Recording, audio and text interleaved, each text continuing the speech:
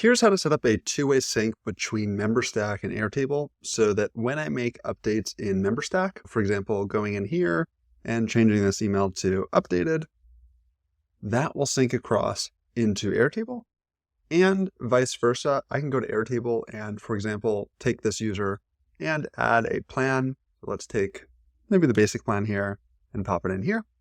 And this will sync back over into Memberstack. And there's that change in Airtable.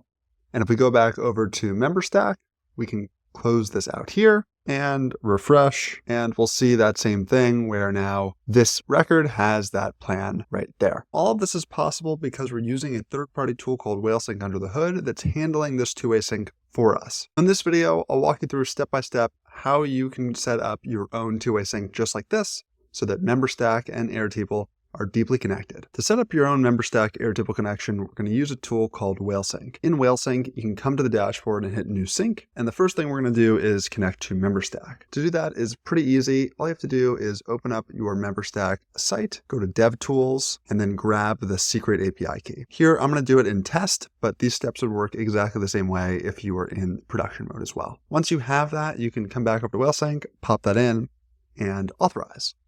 Once we've connected to Memberstack, we're going to do the same thing this time with Airtable. On the Airtable side, we need to grab the base sharing link. So you can come to Airtable, hit share, and grab this link right here.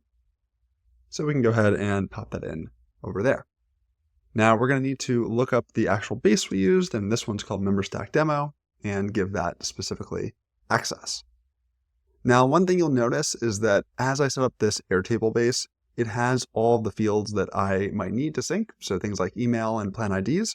Of course, you can go into Airtable and create these, but if you want a shortcut, there's also a template pack that Whalesync offers, and we'll link to in the show notes, that you can copy. And this will basically give you an Airtable template out of the box that has all of those fields that we're going to be using in this demo today. Now, once you've copied that Airtable or connected your own to Whalesync, you can hit save. Give your sync a name. For this one, we might call it something like Memberstack app. That sounds good to me. And save and continue. From here, we need to add a table mapping. So this is basically connecting the members table in Memberstack to the members table in Airtable. And we can utilize Whalesync's auto map feature to map all of those fields we just looked at together. So you'll notice things like email mapping together, plan IDs, plan data, right? All of this looks good. Let's go ahead and save and exit. Once we've mapped our tables and fields together, we can prepare an initial sync. So Whalesync will scan and see what it finds in Memberstack and Airtable. And it looks like it found 3 members, which matches with the actual data that I have right here. So that all looks good. We can go ahead and continue. If I were to have actual members already in Airtable, I could match them up with what I have in Memberstack, but no need to do that. We can continue on as well. And finally, you'll see a little preview of what Whalesync will do before we turn it on. And as expected, it's going to create those 3 members in my Airtable base, do nothing in Memberstack since nothing exists in Airtable yet. That looks good. Let's continue and activate our sync.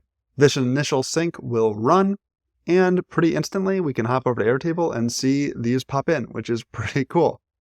And literally it has all the things we just talked about, like the Memberstack record ID, the actual plans they're on, their last created date, and all of this is two-way synced. And so if I were to create a new member in Airtable, that would sync over to Memberstack and vice versa.